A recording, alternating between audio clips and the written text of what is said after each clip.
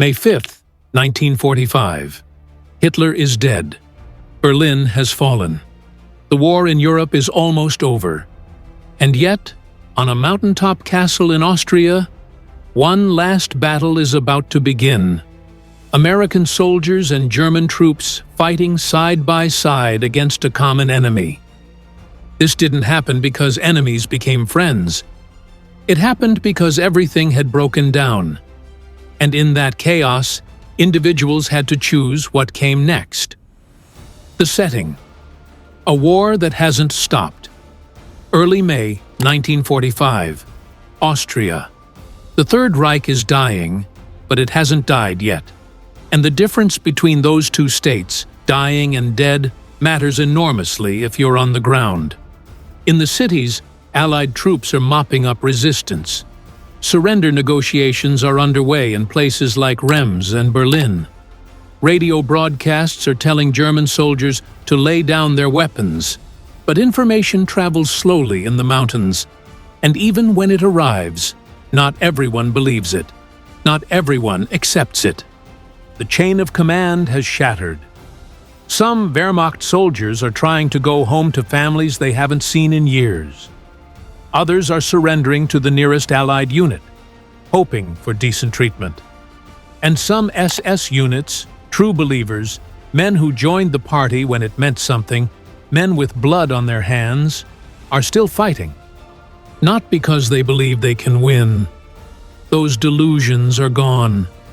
They're fighting because surrender means execution for war crimes, because they have nothing left to lose, because the ideology they devoted their lives to demands it even as it crumbles around them. This is the world where our story begins. A world where orders don't arrive anymore, because the people giving orders are dead or in hiding. Where officers are making decisions that would have been unthinkable weeks earlier. Where the war is ending, but not everywhere, and not for everyone, and not all at once. Castle Itter and the Prisoners. Perched on a hillside near the town of Virgil sits Castle Itter, a medieval fortress that's been converted into something else entirely. A prison for valuable hostages.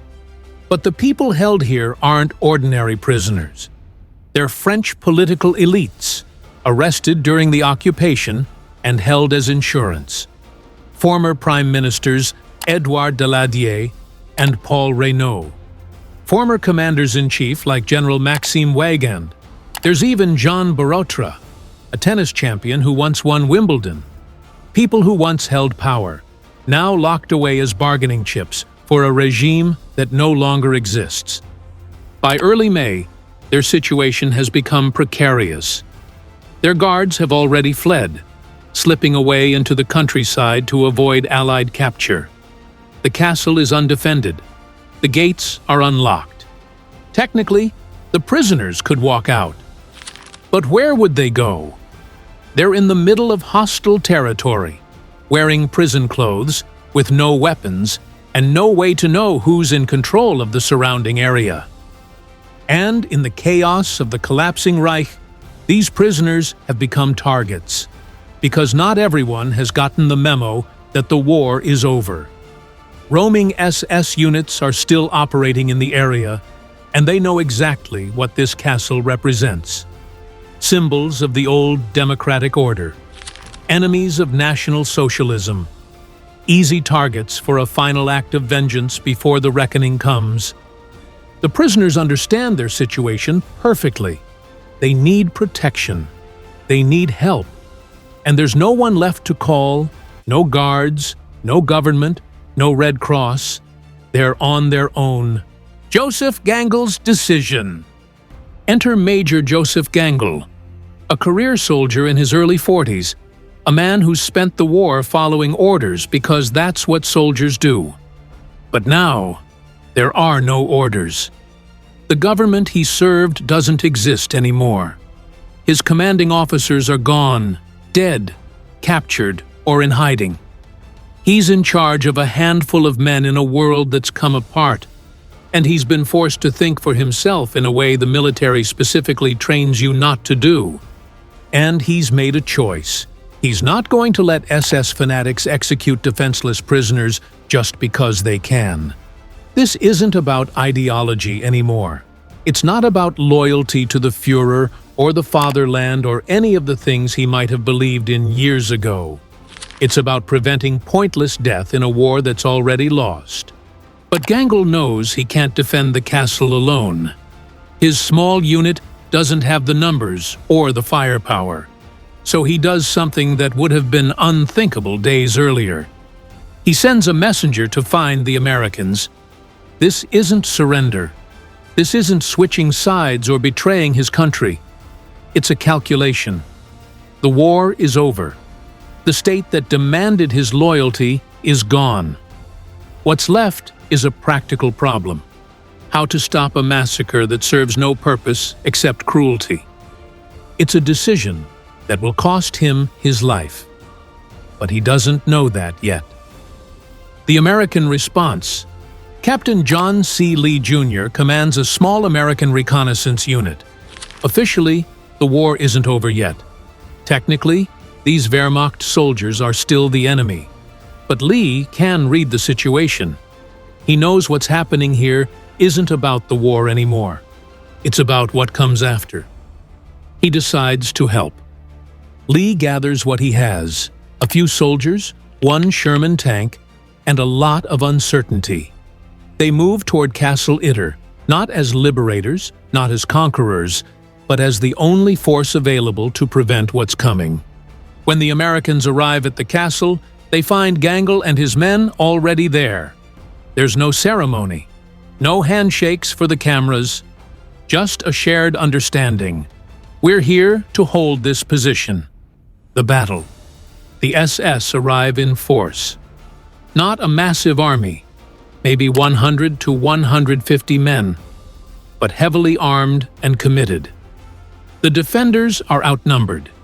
They have the castle walls, the Sherman tank positioned outside the main gate, and a mix of American and German soldiers manning defensive positions side by side.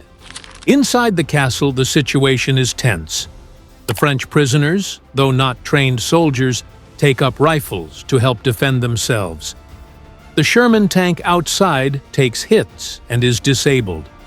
The defenders pull back behind the castle walls. This is not a heroic last stand. It's desperate, improvised, and chaotic. Everyone inside knows that if the SS break through, there will be no prisoners taken. The sacrifice. In the middle of the firefight, Joseph Gangl sees an SS sniper taking aim at one of the French prisoners near a window. He moves without thinking, steps in front of the target, takes the bullet himself. Gangl dies almost instantly. Just a man who made a choice in a moment and paid for it. He spent the last day of the war trying to save lives instead of take them. And in the end, that decision killed him. Aftermath and meaning. Not long after Gangl falls, American reinforcements arrive. The SS, realizing the situation has changed, withdraw. Some surrender. Others melt back into the countryside. The prisoners are freed. The castle is secured. And the war, for this small corner of Austria, is finally over. This battle changed nothing strategically. Germany was already defeated. The war was already won. But for the historians who later pieced together what happened here, the Battle of Castle Itter became something else, a symbol of how wars actually end. Years later, the town of Vergl named a street after Joseph Gangl, not because he was a hero of the Reich, but because in the final collapse, he chose to protect lives rather than follow orders that no longer existed. Conclusion. The Battle of Castle Itter is often called one of the strangest battles of World War II. And it was strange, but not for the reasons people think. It wasn't strange because enemies became friends. It was strange because it showed what happens when the structure of war collapses. Wars don't end cleanly. They unravel. They break down into 1,000 small decisions made by people trying to figure out what comes next. And sometimes, in that breakdown, we see something we don't usually see in war. Individuals acting on conscience rather than command. That's the real story of Castle Itter. Not a feel-good tale of reconciliation, but a hard, true story about the end of order and the choices people make when everything falls apart. If this story caught your attention, make sure to hit that like button. It really helps the channel. And if you haven't already, subscribe so you don't miss our next deep dive into history's most compelling moments. Drop a comment below and let me know, what other overlooked World War II stories should we cover next? Thanks for watching.